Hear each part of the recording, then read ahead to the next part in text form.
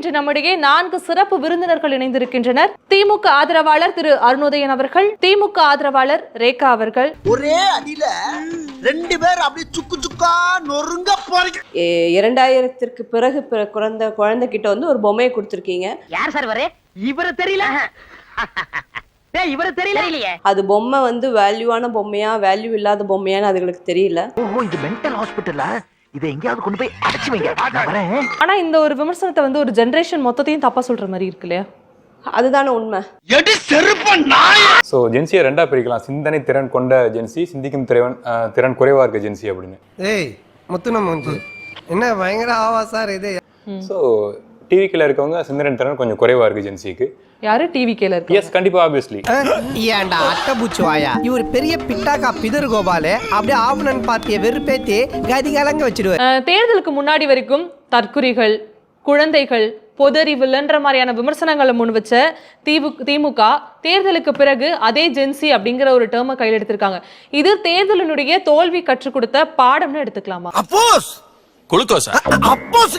பிரமசர், நீங்க சொல்லுங்க. 2 கட்சியில இருக்கக்கூடிய அந்த ஜென்சி இளைஞர்களா இருக்கட்டும், இளைய தலைமுறைகள் எந்த கட்சியில இருக்காங்க? எந்த 2 கட்சியில சொல்றீங்க? திமுக எனக்கு தெரிஞ்சு அவ்வளவு இளைஞர்கள் இருக்கிறதா எனக்கு தெரியல. இத கேட்ட மாப்பிள மனசு என்ன பாடுபடு.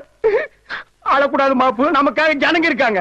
அதாவது என்ன சொன்னாங்கன்னா, திமுகவில் இளைஞர்களே இல்ல. நல்லா தானே சொல்லிக்காரு. அப்புறம் இத வரவேறுங்க. இது ஒரு வயசான கட்சி. ஒத்துக்கிட மனசு இல்லனாலும் அதான் நேசம். துரைமுருகன் ஐயாவுக்கு 90+ ஆயிடுச்சு. மிஸ்டர் டீச்சர், என் வெளி தொடர்னா கொஞ்சம் வயசான மாதிரி தெரியும். ஆனா உள்ளுக்குள்ள என் இளமை ஊஞ்சல் ஆடிக்கிட்டு இருக்கு. துரைமுருகன் ஐயாவுக்கு 90+ ஆயிடுச்சு. மை டீச்சர், இந்த பித்த நிறைய பார்த்து பெரியவர்னு சொல்லிட்டாங்களே, அதுக்கு தான் ஃபீல் பண்றேன். திமுகவா இருக்கட்டும், அவர்களுடைய மேடை பிரச்சாரங்களில் அவங்க வீதி வீதியா போன இடத்துல எந்த இடத்துலயாவது ஒரே ஒரு கொச்சை வார்த்தையை அவங்க பயன்படுத்தி இருக்காங்களா? யாரையாவது தவறா சுட்டி காட்டி இருக்கிறாங்களா? ஆடு அதுவே அருவால வாயில கவிட்டு வந்து என்ன வெட்டு வெட்டுன்னு குனிதடா. எந்த இடத்துலயாவது ஒரே ஒரு கொச்சை வார்த்தையை அவங்க பயன்படுத்தி இருக்காங்களா? யாரையாவது தவறா சுட்டி காட்டி இருக்கிறாங்களா? 4 ஆயிட்டாங்க. எங்க அண்ணன் எத்தனை முறை இளையரான குஷ்போ போடுகிறார் தெரியுமா? அது ஒரே ஒரு கொச்சை வார்த்தையை அவங்க பயன்படுத்தி இருக்காங்களா? சைவம்னா படுத்துக்கிறது, வைணவம்னா நின்னுங்கிறது, நின்னுங்கனா 5 படுத்தா 10. யாரையாவது தவறா சுட்டி காட்டி இருக்கிறாங்களா? ரேகா மேம், முன்னாள் மத்திய அமைச்சர் ஒருத்தர் மேடையிலே வந்து ஒரு சமூகத்தை குறிப்பிட்டு பேசக்கூடிய காட்சிகள்லாம் அரங்கேறி இருக்குல்ல, நாங்களும் அதை ஊடகங்கள்ல பாத்திருக்கோம்ல. வச்சுக்காதீங்க, எதா இருந்தாலும் சொல்லிட்டு அடிங்க. என்னோட கமெண்ட் கீழே எழுதியிருக்கான். யாருக்கு தெரியும்? பாத்தீங்களா, கவுளி கூட அடிக்குது. ஹலோ, நான் தான் ஃபீல் பண்ணேன். நீங்களா? நான் மட்டும் 7 கேஸுக்காக போலீஸ் ஸ்டேஷன் போயிட்டு இருக்கேன். போலீஸ் ஸ்டேஷன்ல 7 கேஸ் கொடுத்தா இது செல்லாதுங்கிறான். உங்களுக்கு எல்லாம் ஒரு பிரச்சனைனா இந்த எம்எல்ஏ கிட்ட வர்றீங்க. இந்த எம்எல்ஏக்கே ஒரு பிரச்சனைனா யாருக்கு? இதுக்கு வீடியோ ஆதாரங்கள் கேக்குறான். இப்ப எதுக்காக தரத்தரையா கண்ணீர் விட்டு அழுகுற? அப்ப என்னை காயப்படுத்தி ரேகா 20 வருஷமா இந்த வார்த்தைகளை கேட்டுட்டு இங்க பயணிச்சுட்டு இருக்கா. அவ்வளவு வெக்கமா இருந்தா எங்கேயாவது போய் விஷத்தை குடிச்சிட்டு செத்து போங்க. இதுக்கு என்ன? திமுக இருக்கக்கூடிய அந்த ஜென்சி இளைஞர்கள்லாம் இருக்காங்களே, எந்த புள்ளியில இணையறாங்க? எஸ்ஐ சார், ஐயோ இங்க பாருங்க சார், ஒரே பைத்தியங்களா இருக்கு சார். சார் டிவிகேவை ஃபாலோ பண்ற ஜென்சி ஓட் பண்ணாங்கல்ல, அந்த இளைஞர்கள் சார விஜய் சார, மரியாதைக்குரிய மாண்புமிகு முதலமைச்சர் சி ஜோசப் விஜய் சார மனிதரா பாக்குறாங்களா இல்ல மனித கடவுளா பாக்குறாங்களா அப்படின்னு டவுட் எனக்கு இருக்கு. உங்களுடைய தலைவர், கட்சி தலைவரை நீங்க என்னவா பாக்குறீங்க? நாங்க மனிதரா பாக்குறோம். மனிதரா பாக்குற நீங்க உங்க ஆட்சியில ஏன் கேள்வி கேட்கல? நீ கேட்ட ஒவ்வொரு கேள்வி என்ன செருப்பால் அடிச்ச மாதிரி இருக்குடா. நீட் தேர்வுக்கு எதிராக நீங்க வந்து போராட்டம் பண்ணி தான் உள்ள வந்தீங்க. நீட் தேர்வு நாங்க வந்தா எங்க கிட்ட வந்து தந்திரம் இருக்கு, சீக்ரெட் இருக்கு, இவ்வளவு விஷயம் சொல்லி தான் நீங்க உள்ள நல்லா தான் மேம் பேசணும். அப்படியே வாழைப்பழம் மாதிரி பேசுவான் மேம். இவன் பேசுறத பார்த்தா எப்படியா பட்டவங்கள தான் விழுந்துருவாங்க. பேசியே கவர் பண்ணுவான் மேம். இவன் 5 வருஷம் ஃபுல்லா உங்க கிட்ட கொடுத்து ஏன் நீங்க இப்ப போராட்டம் பண்றீங்க? 45 நாள்ல நீங்க கொடி பிடிச்சிட்டு நீட் தேர்வுக்கு எதிராக நாங்க போராட்டம் பண்றோம்னு சொல்லி ஜென்சி மீட்டப் வந்து நீங்க வைக்கிறீங்க. இப்ப இவ்வளவு காலம் எங்க இருந்தீங்க? திருந்துங்கடா டேய். ஐயா, இவ்வளவு நாளா மூடி கிடந்த அறிவு கண்ணே நீங்க திறந்துட்டீங்கயா. உன் கண்ணனை துருப்பிடிச்ச இரும்பு பெட்டியா பீரோவா நான் திறக்கிறதுக்கு? விஜய் சார் ஆட்சியில் எந்த தப்புமே நடந்தாலும் அது வந்து போன ஆட்சியோட குறைதான் அப்படிங்கறதான். ரொம்ப சிம்பிளா கிடையாது. நீச்சி சரி பேசாதடா, படிக்காத தற்குறிப்பில்லை. அண்மையில அண்ணா அறிவாலயத்தில் நடத்தப்பட்ட அந்த சோஃபா மாடல் அப்படிங்கிற ஒரு நாடக நிகழ்வு பாத்தீங்களா? உங்களுடைய கருத்து என்னவா இருக்கு அந்த நாடக நிகழ்வையொட்டி? இல்ல, அதான் என்னன்னா, அதை தோல்வியை எப்படி அணுகிறதுன்ற முறையை வந்து திமுக தவறுது. ஐயோ ஐயோ போச்சு, போச்சு. திடீர்னு ஒரு மாற்றம் ஏற்படுத்துறே 40 நாள்ல என்ன செய்யறதுன்னே தெரியல திமுக. திடீர்னு எல்லாமே உலகமே இருண்டது போல அவங்களுக்கு தோணிருச்சா என்னன்னு தெரியல. வாழ்க்கை நாடகமா என் பொறப்பு போய் கணக்கா தினந்தோறும் வெறும் கனவா. ஏன் இதை நீங்க ஆரோக்கியமா எதிர்கொள்ள வேண்டியதானே? ஒரு 6 மாசம் அமைதியா இருந்து ஆட்சியை கவனிப்போன்னு சொல்றீங்க, அதே நேரத்தில் 6 மாசத்துல ஆட்சியை கலைச்சு தேர்தல் வந்துரும்னு சொல்றீங்க. ஏன் இந்த பதட்டம்? ஐயா இவனுக்கு கிறுக்கு பிடிச்சிருக்கா? ஐயா காலாவதியான மருந்து எதையோ காலையில குடிச்சிட்டான் போல இருக்கு, உளறிக்கிட்டே இருக்கான். நீங்க அதை பெருசுபடுத்தாதீங்க ஐயா. திமுக ஊழல் சக்தி நான் ஏத்துக்கிறேன்.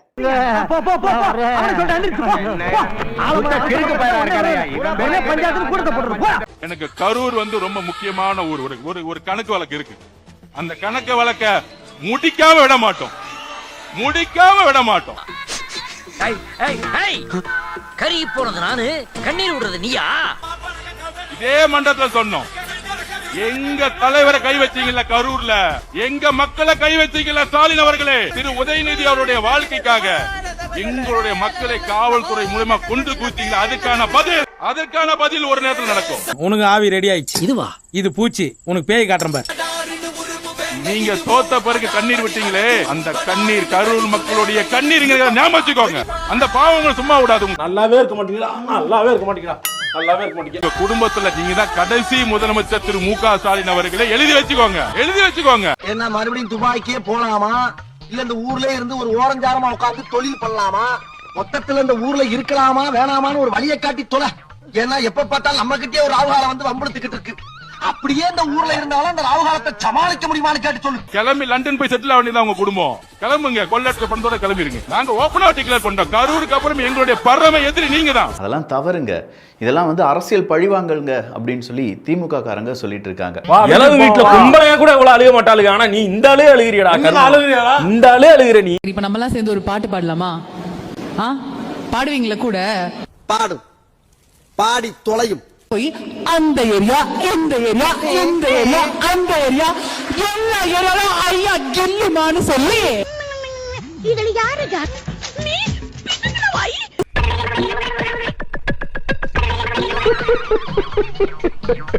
நீங்க தான் கில்லியாச்சே, அப்ப அங்க போய் கேளுங்க. சின்ன வயசுல பண்ணும்போது இதெல்லாம் கியூட் கிடையாது, பண்றதெல்லாம் கிரிஞ்சா இரிட்டேட் பண்ற மாதிரி இருக்குன்னு சொல்லி வளர்த்தீங்கன்னா இப்படி பண்ணிட்டு இருப்பாளா? உலக தொலைக்காட்சி வரட்டு முதல் முறையாக எம்எல்ஏ எம்பிஸ் அனைவருடைய செல்போன் நம்பர், இமெயில் ஐடி எல்லாம் ஆன்லைனில் போடப்பட்டது. பைத்தியம். இதுக்கு என்ஆர்சி ஃபார்ம் வாங்குறதுல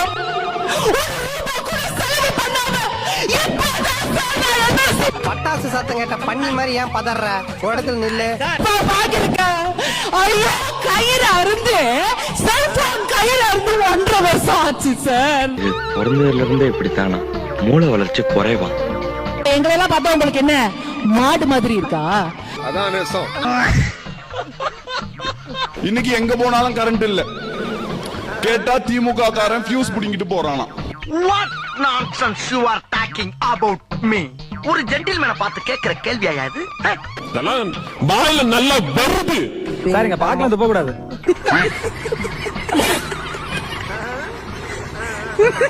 இப்போ இந்த கூட்டணி திமுக விலகியது ஒரு பெரிய நிம்மதியா இருக்கா? எப்படி பாக்குறீங்க? நிம்மதி சாதாரண மாத்திரங்க, சந்தோஷமா இருக்கேன் நானு. நிம்மதிங்க, பீட ஒழிச்சதுங்க.